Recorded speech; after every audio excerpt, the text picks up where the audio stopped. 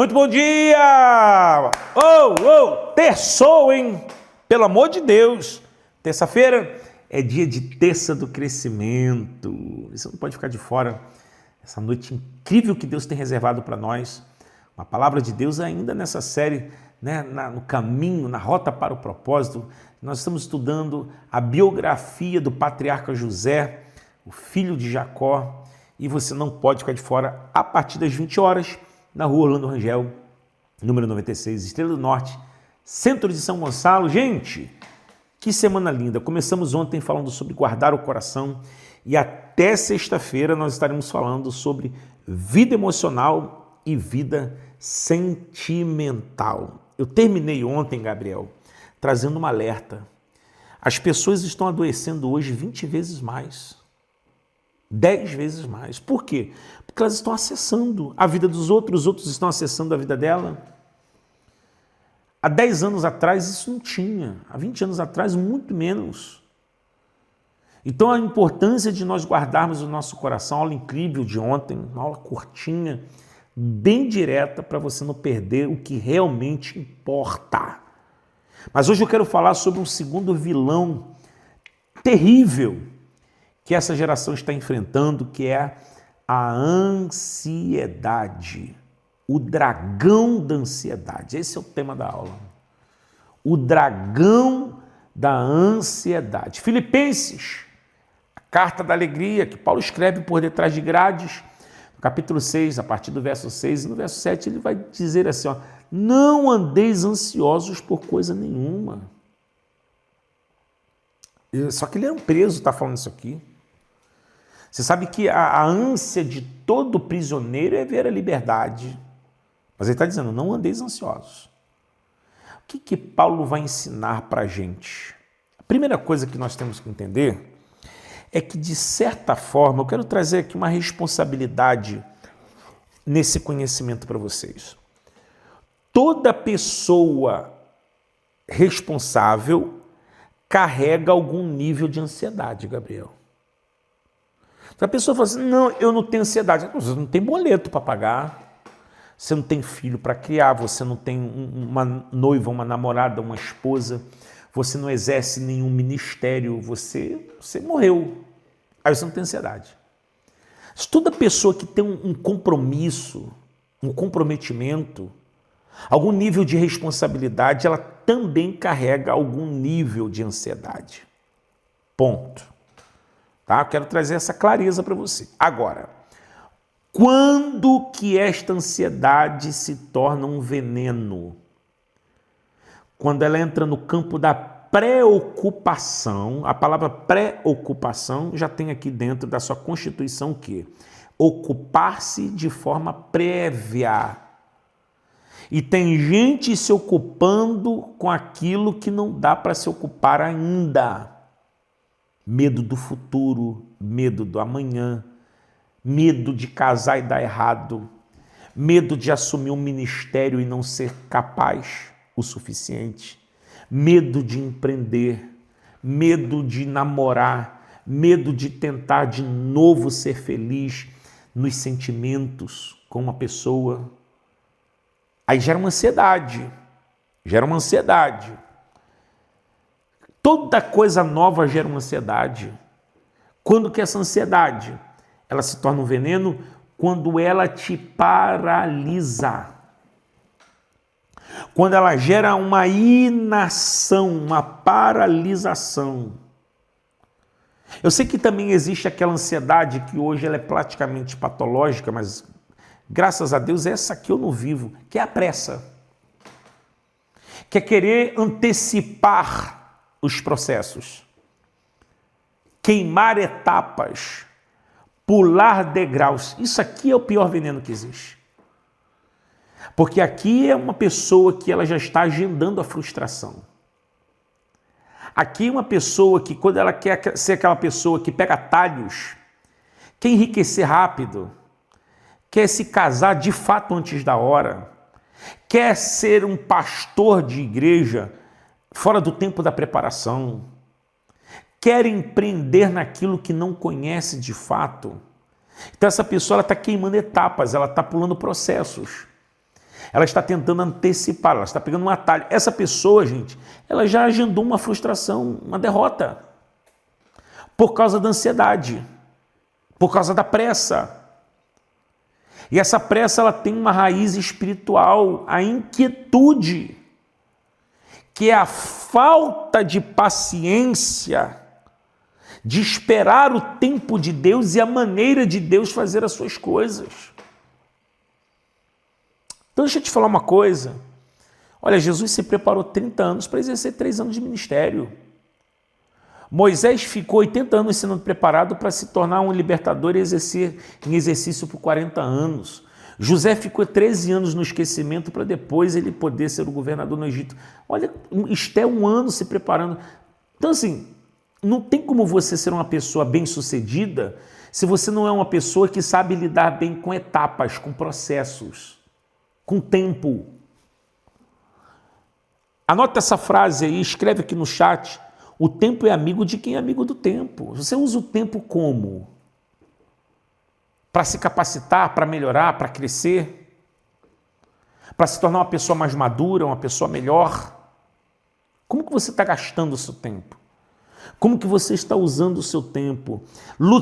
Martinho Lutero, um dos pais da Reforma Protestante, ele diz o seguinte: a preocupação é a luz, é o fogo que queima o óleo da fé. Você tem que escolher, ou você anda em fé ou você anda em preocupação. Ou você anda em fé ou você anda em ansiedade. 1 de Pedro capítulo 5, versículo 7, essa carta vai dizer assim, olha, lançando sobre ele toda a vossa ansiedade.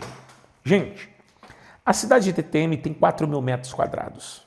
Vou te dar um exemplo. 4.000 metros quadrados. Quando nós chegamos aqui, isso aqui era um parque industrial completamente destruído, porque aqui era uma fábrica de sorvete. Qual era a minha vontade como pastor no momento em que nós saímos da São Miguel e entramos aqui? Era entrar aqui com tudo pronto. Isso está ligado ao propósito, a mostrar, olha como que Deus é bom, olha como que Deus tem sido generoso conosco, olha como eu sou um pastor abençoado, competente, próspero. Isso era a minha vontade, gente. Mas a realidade é que nós entramos aqui, depois de quase 100 dias de obra, e gastando quase R$1 milhão, com muita coisa para fazer. E hoje, 2 anos depois, nós ainda temos coisas para fazer. E quando a gente achar que terminou, ainda vai ter coisa para fazer. Por que eu estou contando essa história para vocês? Agora a gente está entrando de cabeça aqui na Casa Teens, tem que entregar um ambiente para os nossos adolescentes, e simultaneamente está acontecendo obras na Casa do Colete Verde, na Casa Verde ali, e entregamos aqui um espaço lindo aqui da Future e da enfermagem. Mas qual é a questão disso? A questão é que eu conheço muitos pastores que, por não entender o tempo, a preparação, o processo, queimam etapas. Pega dinheiro com a agiota, empréstimo no banco, pega cartão de membro, estoura cartão de membro, pega dinheiro emprestado com o líder, e coloca o líder em dificuldade. Tudo em nome de uma pressa, de uma ansiedade diabólica. Cuidado. Porque nem tudo que você vê com estampa de êxito, de fato, é aprovado por Deus. Muito cuidado. Porque muitas vezes a glória de Deus se manifesta no processo. Na espera ativa e responsável, entendendo que cada momento tem um momento para todas as coisas debaixo do céu. É um tempo determinado e a gente tem que entender isso. O verbo lançar, né, quando na 1 de Pedro 5,7 diz assim, lançando sobre ele toda a nossa ansiedade, ele vem do grego eripitó, que é um ato intencional, é eu pegar e fazer assim, ó. Pronto. É isso. E quantas vezes eu não tenho que fazer esse exercício como pastor, como empreendedor e como indivíduo? Esses dias eu vi o Thiago Brunet postar uma frase falando sobre disciplina. E ele é mais ou menos assim, ele falou assim, ó, quando você perde a disciplina, você perde a dignidade. E é uma questão de disciplina saber esperar o tempo certo das coisas. Não querer entrar na frente de Deus. Tem muita gente contando vitória de conquistas de coisas que não estão pagas. Se não está pago, não é teu, filho. Não está pago, não é teu, não te pertence. Mas estão contando vitória.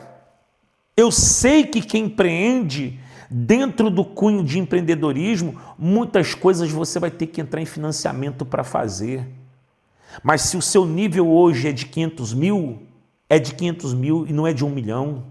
Se o seu nível é de 2 milhões, então se comprometa com 2 e não com 5, para parecer ser maior, para parecer ser melhor, para parecer ter mais sucesso e mais êxito.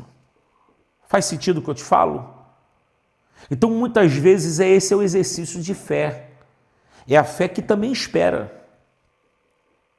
Porque está escrito em Hebreus capítulo 12, que fé também exige espera. Quando as coisas que eu não estou vendo, quando as coisas que eu não estou tocando, mas eu tenho certeza que elas se manifestarão no tempo de Deus. E eu estou me preparando para esse tempo. E você está se preparando para esse tempo porque você não está exercendo uma espera passiva, e sim uma espera ativa. Como é que você se livra da ansiedade? Quando você exercita disciplinadamente o propósito e o princípio da espera ativa.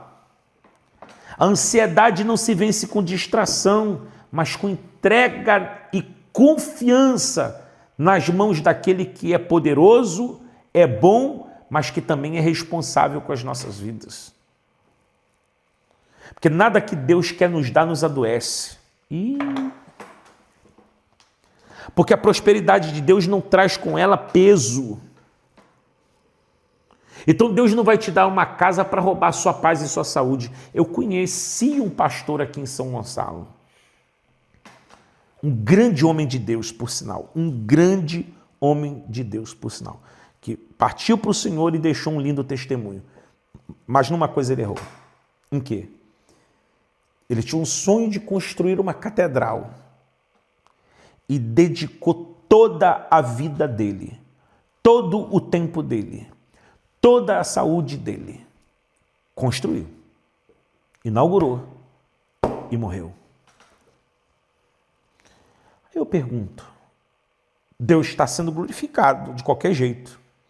Se ele tivesse inaugurado há 10 anos atrás, há 5 anos atrás, há 3 anos atrás, ou se ele fosse concluir aquela obra daqui a 5 anos, Deus continuaria sendo glorificado. Agora, ele era muito mais útil vivo,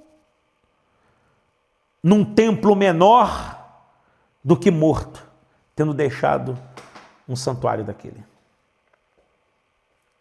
E não existe nenhuma dúvida de que uma das principais causas da sua morte prematura foi coração, excesso de ansiedade, excesso de peso, porque ele lidando com desafios gigantescos, por anos a fio construindo um grande templo, custou a vida e a saúde dele. Será que vale a pena? Será que é isso que Deus quer de nós?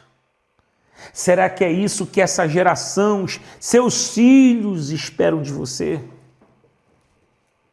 Quando o Neneco nasceu, eu estava pesando 105 quilos, meu neto, o Mateus.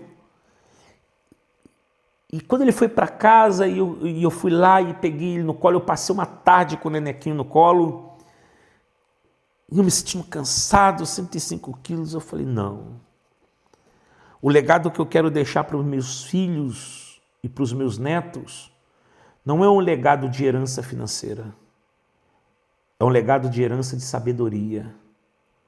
E eu não posso brincar com aquilo que Deus me deu. Nem com a igreja, nem com as famílias e nem com o corpo, o templo que Ele me deu para Ele se manifestar nessa geração. Então digo para você, guarde o seu coração de toda ansiedade, se livre de toda bagagem desnecessária, se livre de todo desafio antecipado que não provém da vontade de Deus, se dispa da vaidade do sucesso efêmero. Lute para fazer bem, lute para fazer o melhor, lute para fazer mais, mas que isso não custe nem a sua paz, nem a sua saúde, nem as suas emoções, nem a sua salvação, em nome de Jesus Cristo. Fez sentido essa palavra, gente? Fez sentido? Deixa seu like aqui, se inscreve no canal, compartilha com 5 pessoas. E eu quero convidar você para estar comigo na minha caravana rumo ao topo, Israel, Grécia, em 2026, no mês de maio, segunda quinzena, onde nós estaremos fazendo uma imersão cultural, bíblica, arqueológica e empreendedora nesses 13 dias. E é óbvio, visitando os lugares mais lindos, se hospedando nos melhores lugares e aproveitando essa viagem. Clica nesse link aqui embaixo, venha para a caravana rumo ao topo, Grécia e Israel 2026. E amanhã, querendo Deus, eu estou de volta. Deus tem mais.